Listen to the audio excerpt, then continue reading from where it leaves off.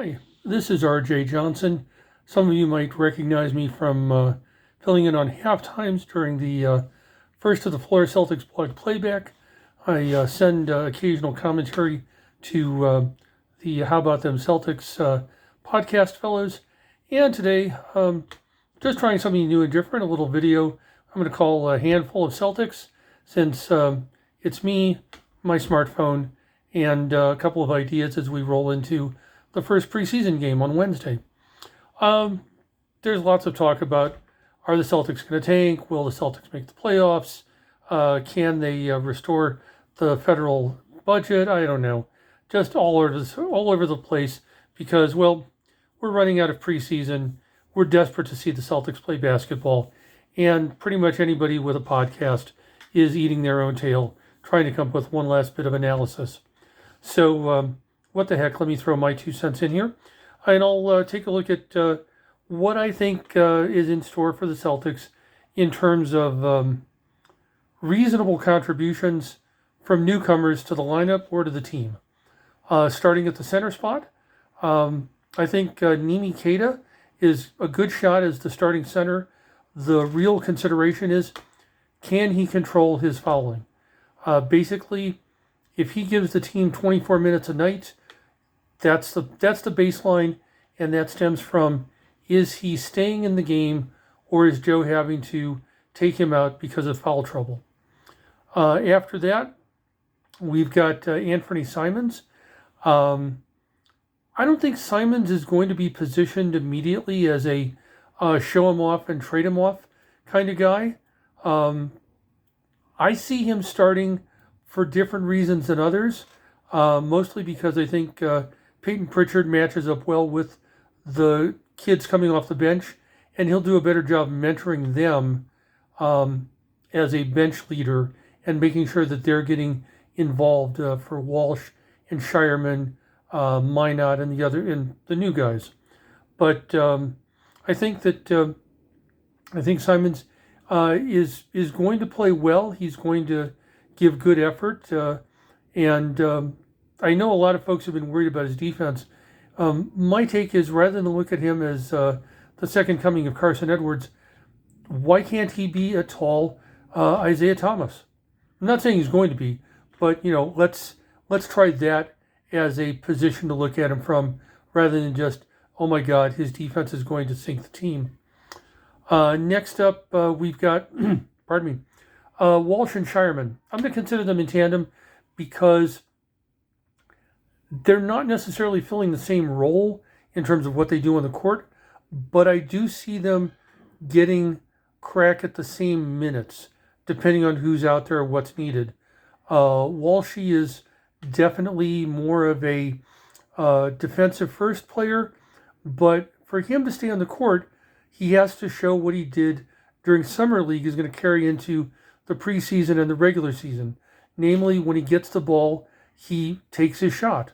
Whether that's driving to the hoop and finishing strong or just putting up the three-pointer in rhythm, he has to get away from his defer to everybody else on the floor first attitude that he's had his first 2 years in the league.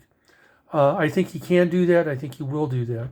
But again, his major strength for the Celtics this year is going to be defense with enough offense, whereas Shireman is going to be offense with enough defense.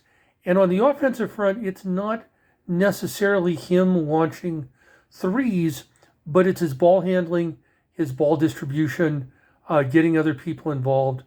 And he's shown that he likes the flashy pass. I mean, he can certainly do the Rondo fake behind the back. He can, pull a couple of maneuvers from White Chocolate and Pistol Pete Maravich. But more importantly, can he hit open players on the move in pace, in rhythm, not necessarily being extraordinary, but just executing the everyday pass so that the team benefits. Find the open man, get the ball to him, get that shot off. That's where Shireman, I think, is going to earn his reps and his minutes on the floor. After that, I like Xavier Tillman. I'm hopeful that he's coming back this year with enough in the tank to contribute. And for him, enough in the tank isn't, oh, he's got to give us 18 minutes a night. He's got to score this many points or this many rebounds. I look at him right now as if you took someone the size and shape of Al Horford and gave him Rob Williams' health profile. Can Tillman stay on the floor for 8 to 12 minutes a night, high energy, good contribution, both in terms of his defense and his offense? If he keeps going for the three and hitting it, yay for him.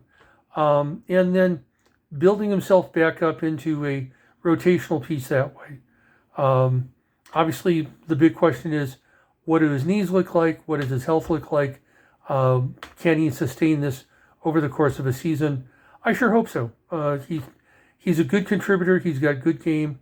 Now we just need to see if he's got health that's better than Kristaps Porzingis. Finally, pardon me. I'm going to mention Hugo Gonzalez.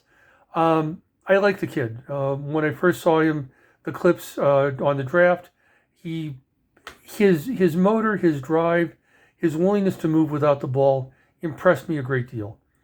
Then it dawned on me that like Jordan Walsh a couple of years ago, he's still 19, and even though he has more muscle on him, a bit broader frame than Walsh did, he still is a 19-year-old coming into the NBA with only what seems to be 1 year of high college, international ball, however you want to parse that. And he, like Jordan, is just going to need some time to physically develop, to get used to the pace and the requirements of the NBA game over what he's coming from. And I think he can do it.